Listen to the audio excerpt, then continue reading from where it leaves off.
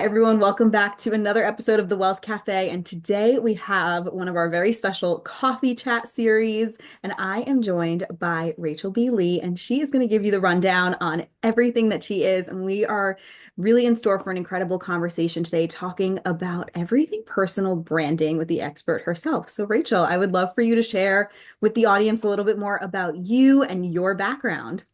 Yeah, well, thanks so much for having me today. I call myself the branding lady boss, and um, really what that means for me is I understand people. I understand how companies and businesses and entrepreneurs can use their voice, use their brand message to resonate with a human and bring that to market. And so that's what I've been doing my entire career. I have worked on the agency side for a company called Walton Isaacson. I'm originally from LA. I did my undergrad at University of Wisconsin-Madison. So if anybody is a Midwesterner, spent some time in Chicago. I the first part of my career was working with consumer product Mm, brands like Axe. Unilever's Axe was my baby for a bit. no way. Yeah, that's right. The whole Yeah, what an iconic scent, right? From, that time period. yeah, Oh my gosh, and I can such still an smell it. iconic, yeah, it's such an iconic brand and doing consumer product marketing really makes you think about who am I trying to connect with and sell to, right? And who's my customer and how do we activate? So did some really cool experiential in the start of my career. And then I came to Austin. So that's where I am right now. Austin. I came here to UT Austin Macomb School of Business to get my MBA in 2014 and graduated 2016.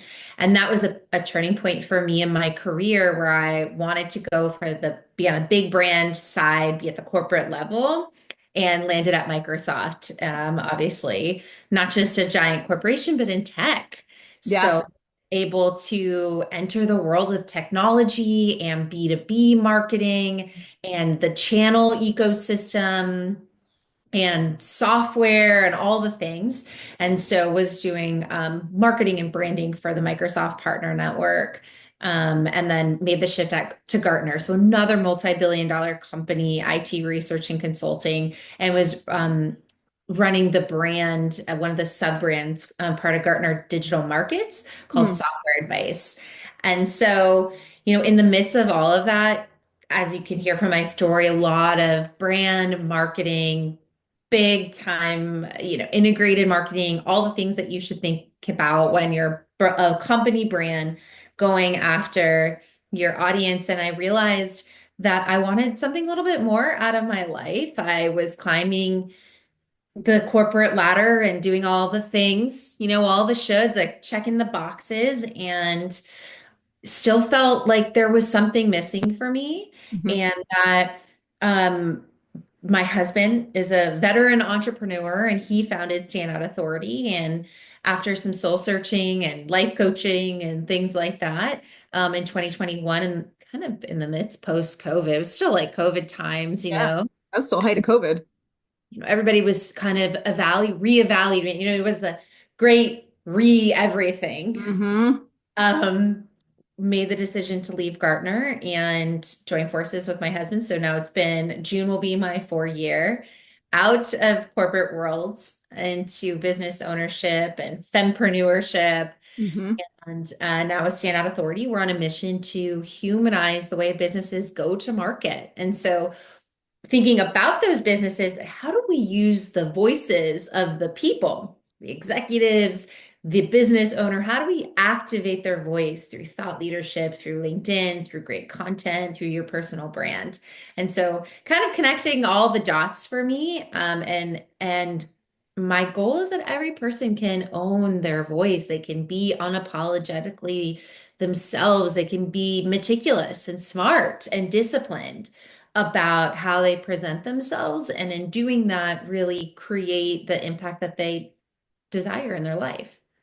And I'm so excited to dive into your story and your journey and everything that you've learned because when I love that you connected the dots, right? And you're really kind of coming full circle because when you were in the corporate space, especially in like the earlier years, it wasn't as much of a thing, we'll call it, right? To build your LinkedIn personality or have a social media presence or really focus on your personal brand. So when you look back at that time of like your Microsoft days and being in corporate, do you see any moments of like, oh, I was building a personal brand back then. I just didn't know what it was. So many, one of the big things that I always was doing was networking. Mm. Always networking and always finding opportunities at Microsoft, particularly where I could connect with executives and get myself into new groups and use the company for my benefit, which is what many employees do not do. They feel beholden by the companies they work for. And my thing is use the companies just like they're using you. And an example of that was we had just, when I started, we had launched the Microsoft Partner Network podcast. And it Oh, wasn't really anything when I came in, and was taking over a bunch of different things. And I said to my manager, I said, "Can I be the host?" And she's like, "Yeah, I don't see a problem. You're great. You love doing this." Yeah. Well, that allowed me to have this leverage because now I could reach out to executives across the industry because everyone wanted to be on a Microsoft podcast. yeah. And why not? Just having that name. And so that allowed me to network and introduce myself to people all over the company. And that led to so many other opportunities, right? That exposure opened other doors. And I didn't realize I just was doing it as a strategic networking fun opportunity. But what I was doing was building my personal brand. Yeah, that's incredible too to now sit here and say, okay, you got to build those relationships while also being at the company. And I think a lot of people forget that. And I love how you said, use the company in the same way. And it's not even using, it's intentional, right? It's intentionally building together.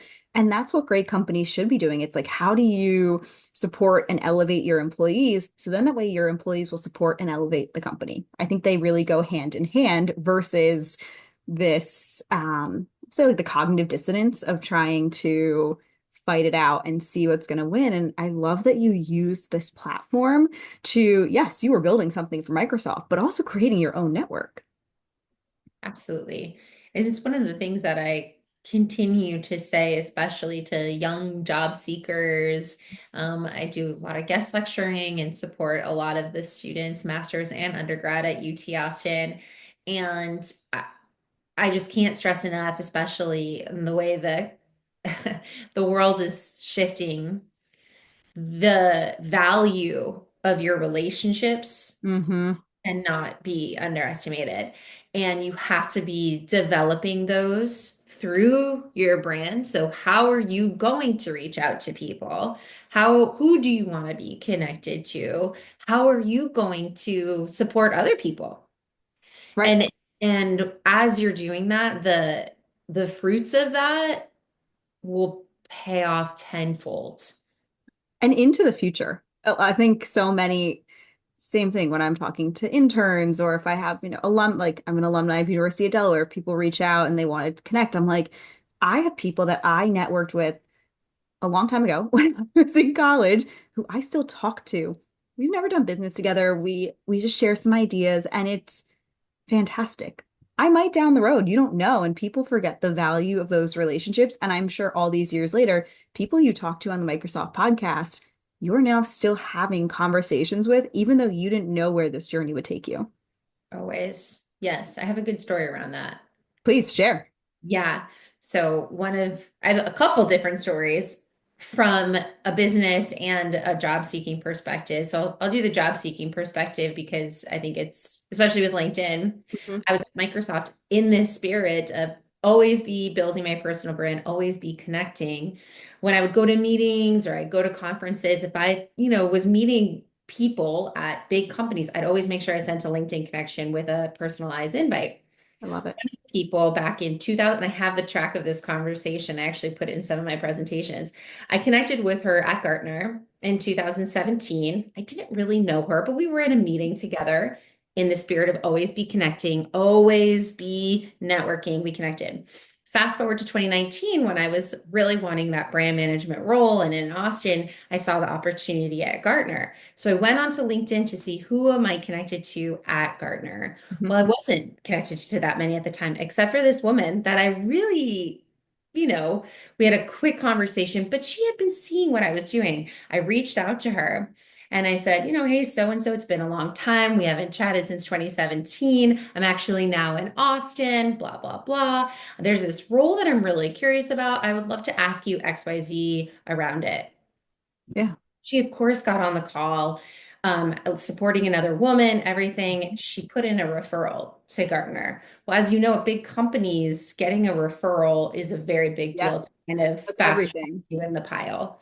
And that, of course, I ended up getting the job at Gartner I had a couple different connections that I worked to get there. And so that's just one example of, I didn't know in 27, I knew that these are people that I want to have in my network, and we'll see what happens in the future. And then there you go. That helped me land a job 2 years later. That is, it's the perfect example, right? Of you did it because you wanted to build the connection. It wasn't, and I always remind this to people, I'm like, it's the intentionality of it too, of I'm building this connection because I want to be open to it and open what the future holds. Rather than I think when people, and I love your input on this, when people are very narrow, tunnel vision onto something, they're like, I'm gonna connect with this person because they're gonna get me the job and they're gonna this, that, and the other thing. I'm like, whoa, you put way too much on this. It's you need to be open because you don't even know if that's the best thing for you. You just think that that is the tunnel vision and building these connections. It's being broad and open to what the future holds. Yes, 100%. Yeah, you don't know where people are going to fall in your life. And so, and I think the worst thing that people, job seekers or people that aren't job seeking necessarily, they're inside of a company. Unfortunately, there's been a lot of layoffs, right? So a lot of people are in the market. And then when the times are good, doesn't matter. You should always be connecting. And what I see people do badly is that they're getting fired Mhm. or they hate their job and they're like, shit, I need to start thinking about what I want to do next. And then that's when they start getting on LinkedIn. And then what happens is they reach out to people and they just ask for advice or they, hey, can you connect me with this? And they seem needy and spammy because nobody wants you to just reach out for a job when you need it. So that's not the way relationships are built. Relationships are built over time and by giving emotional support to each other throughout the way. So that's why this is always on. Our connecting, our building our personal brand is an always on initiative for your life to whatever you want to create. And by the way, it's not just in your career. It's not just the career conversation. How do you show up with your kids? How do you show up at the school? How are you showing up at the softball games? These are all, I mean, I've been at so many softball games with Skylar and I've met COOs of companies, like we're talking about the kids, you know what I mean? But there's always this time of how we're showing up and how we're being perceived. And so you get to control that narrative. The choice is, what do you want it to be?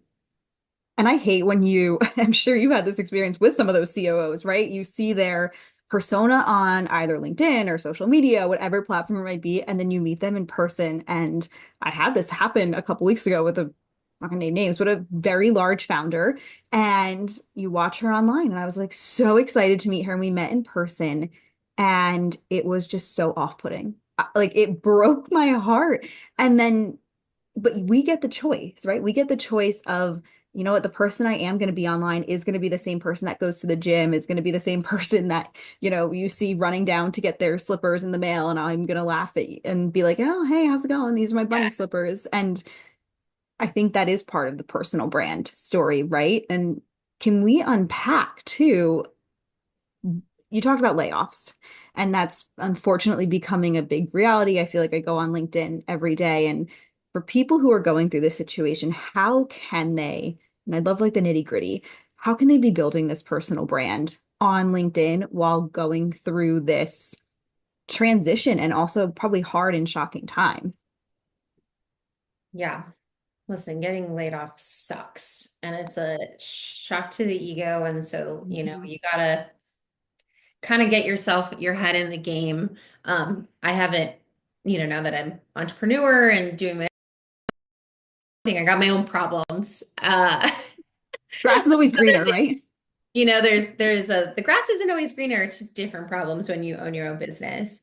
Um, for one thing, since many of my friends have been in this position, Never Search Alone. I've heard a lot about that book and the community, and have from people that are very high up too. And I'm talking my friends are, MBA level, director plus level, and they've really, really loved the Never Search Alone. So that's one thing if you haven't heard about that. It's very organic, community oriented, and helps you focus in on like really, having a pod. What do you want to do? What do you want to create? How are you going to go after it? Because job seeking can be really lonely.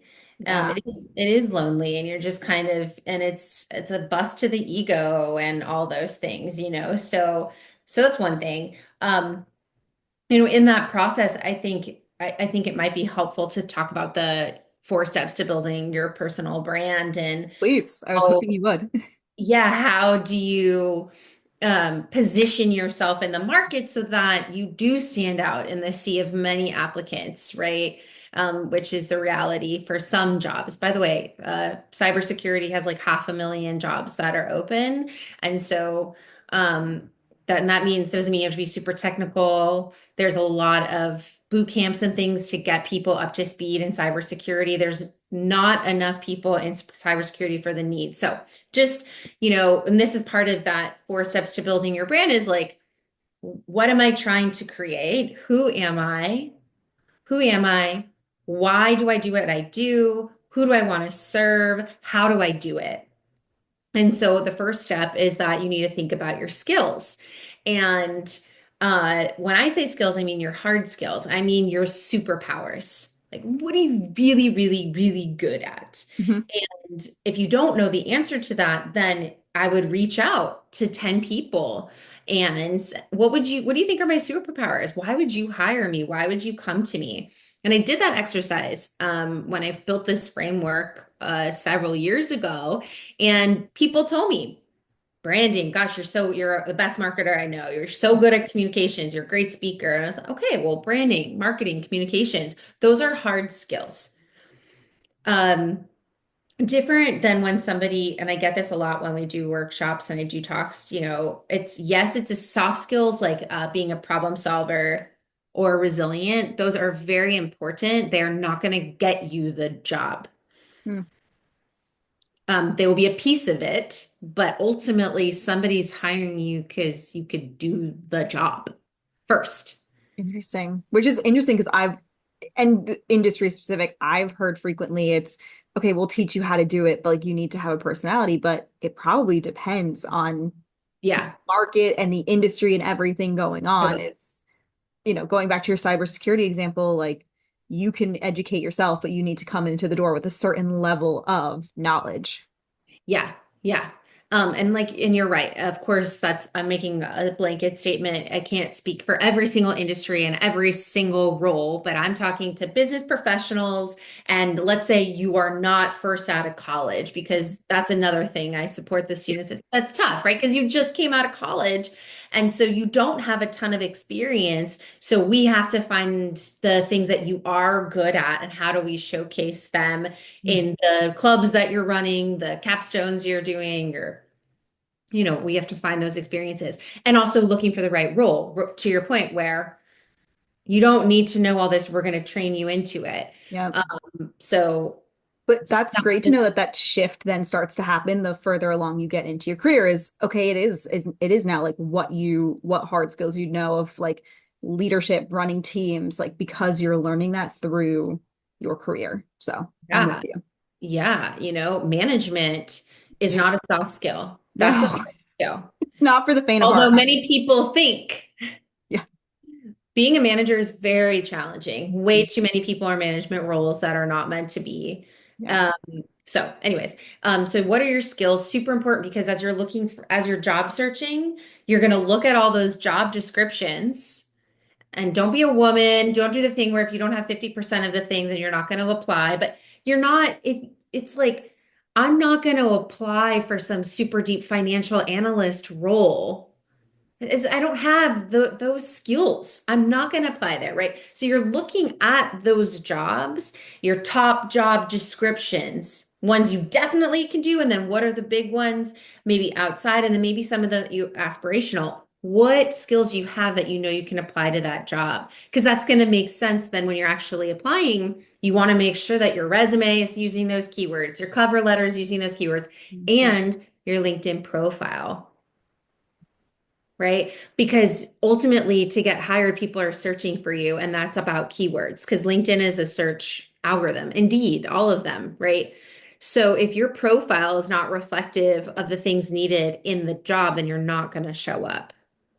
And that's one of the first things. I mean, how often do we look up somebody now on LinkedIn? Even if I have like a prospective client come through the door and come into my email box, Outlook literally loads up for Correct. you. Here's their LinkedIn profile. And Exactly. so for people who are like, I don't want to be on social media, I don't want to do, if you want to have certain roles, like having your LinkedIn to build your brand with all the tips that you're sharing is it is a really key piece of the puzzle here and is going to put you on such a different pedestal from the person that's hiding behind the wall and is like, no, no, I'm not going to do this.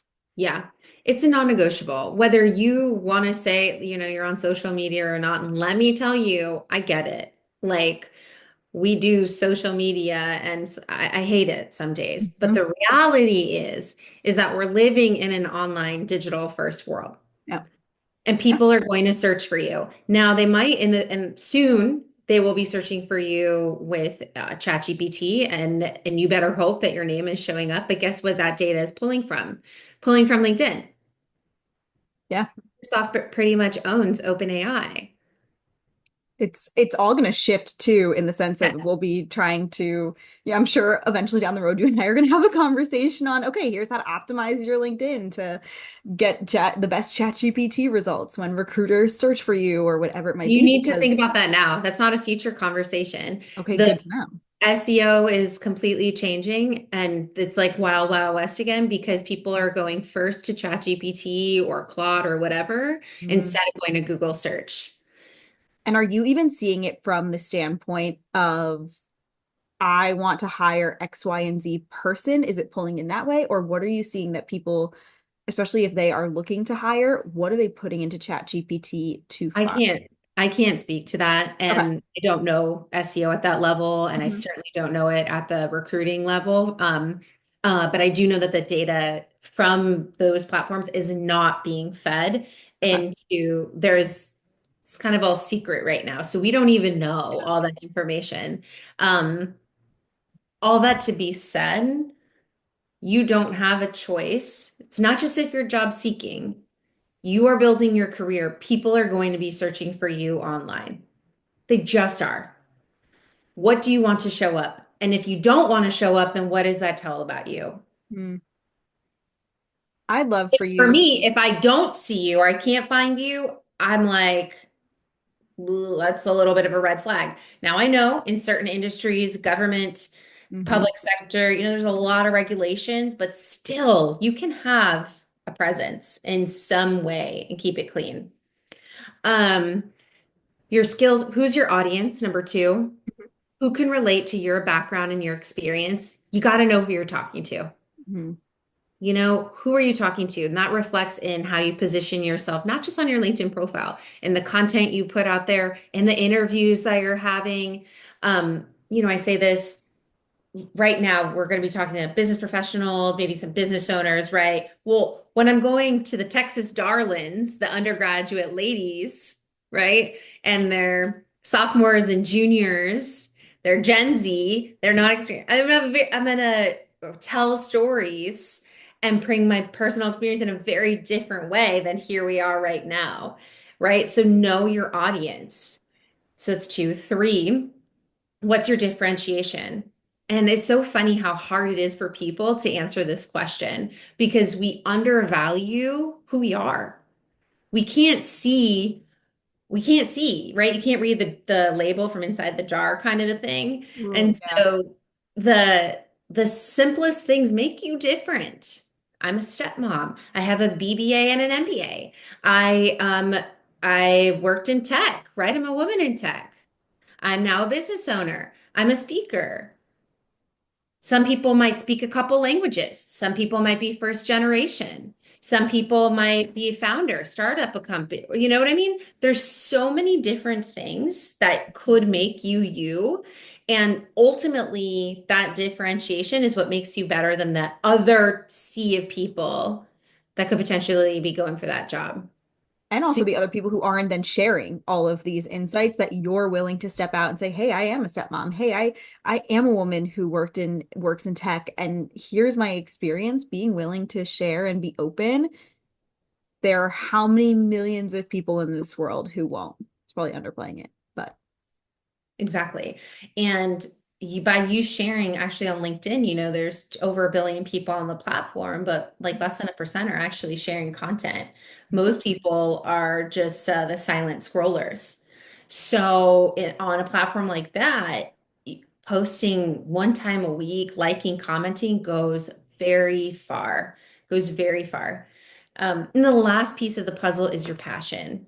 And listen, when you're looking for a job, sometimes and you need money, it's privilege to be saying, well, I don't want this job. You know, Many of us don't have that choice. We need to take a job. We got to feed our families or whatever. So, my ask for you, I invite you into this idea of what am I passionate? What gives me energy and excitement and purpose? And how do you integrate that into the career that you have? Doesn't mean that you're going to like I'm doing a lot of things, owning a business that I don't love doing. But my goal, I'm passionate about helping other people find their voice, just like I've been able to do. I'm passionate about people being able to feel confident in who they are authentically and then sharing that with the world. So doesn't mean every day I'm so passionate and purposeful. There's a lot of shit that we have to do, but that's the North Star, And how can you find that passion in the companies that you're at? So people sometimes don't like the companies that they're at, and they say, well, what stretch project are you working on? Are you part of any ERGs, groups? How can you use the company? And I know the use is how I'm using. How do you use that company to get you to that feeling of energy and purpose?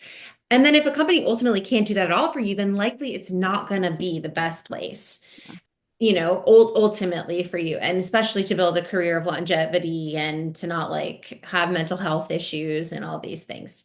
So those are the 4 pieces. It is on my LinkedIn profile. You can download that and fill it out. And then from there, you think about what is my personal brand value proposition? Like, what's that statement of who I am, who do I serve, and how I do it? And that's kind of what that LinkedIn headline is. Your LinkedIn headline becomes a quick, I help X, support X, my audience, do Y. What do you help them do? Marketing, branding, data analytics, financial planning, generational wealth, da da da, whatever it is. So that Z, what's the benefit? What's the outcome? What's the why? Right? And people forget the why. And so we use that framework for our LinkedIn headline.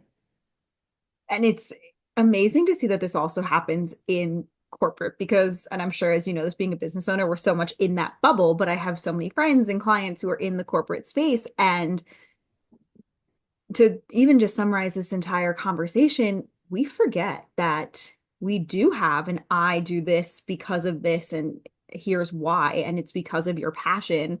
And what's great too is I always encourage people take a look at like the benefits that your company offers because they could help support your passions and your goals, whether it's through education benefits, whether it's through different activities or programs that your company is hosting to get you to those stretch programs or to help you find that passion. 100%. Yeah, that's great ideas. And, we have clients that are big corporations. I work a lot with people that are employed by large corporations, mid-sized companies. I think the challenge is that people don't focus on themselves. They think, it's like their headline is marketing manager at blah, blah, blah. That's not who you are. It's what you do. Yeah. And so when you can, that's why I'm so passionate about this and actually really passionate about going into more companies because I've done so much of this with talking, especially to women. It's this like little light bulb that goes off. It's like, well, wait, like that is a shift. What am I here to do? Why am I doing this job? How do I focus on me and what I want out of my career? And that's an okay thing to do and still love your job and do great work. And in fact, the people that love their jobs the most are when there's alignment there, where that mission and vision and the culture of that company is aligned pretty nicely to what their value proposition is for their personal life. And it is possible. You've seen it firsthand through the work that you do that there's, I think, a lot of nuance, especially on LinkedIn, of people being like, I hated this company or I hated this. And there's so much of that noise that I think sometimes we forget. And at least I've seen it too with a lot of people in my life that you do have those moments where it is hard and not every minute of every day is going to be that passion jump out of bed. I'm ready to seize the day. But overall you can have that alignment and excitement in your role and through the brand that you are personally building. Yes, 100%. Awesome. Well, I like to end every coffee conversation with a question. And so my question for you is, what is one thing that you do every day that makes you feel wealthy? It makes me feel wealthy. Yes. Ooh. Well, every day I shouldn't do this, but I love getting a cappuccino made for me. And so it's, Oh, we support it. Yeah. yeah, like it's not every day, but more than I should, right? Should, and I hate using that word, but I actually did a post because I was so stressed on Friday. I was so in the overwhelm.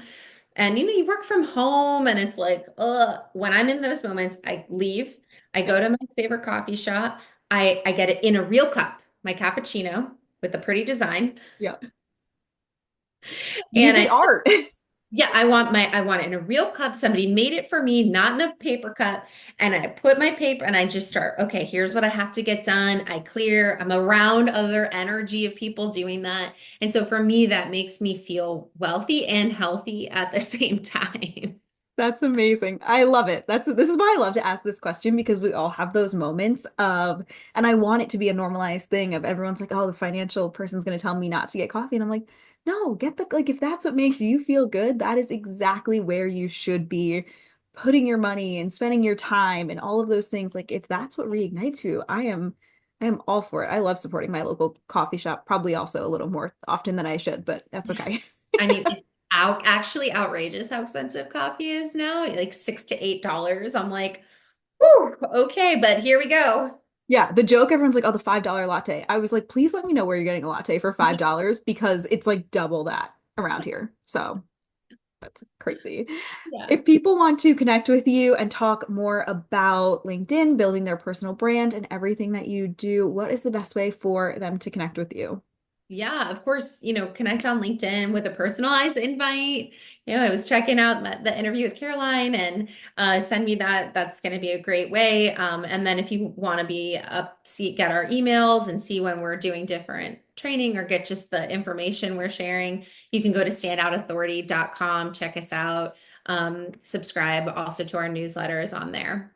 Perfect. And I will link both of those here in the show notes. And Rachel, thank you so much for hopping on. This was such a valuable conversation. I know everyone who's listening is going to learn so much about LinkedIn and feel so empowered. So thank you so much for hopping on. Thank you, everyone. Bye.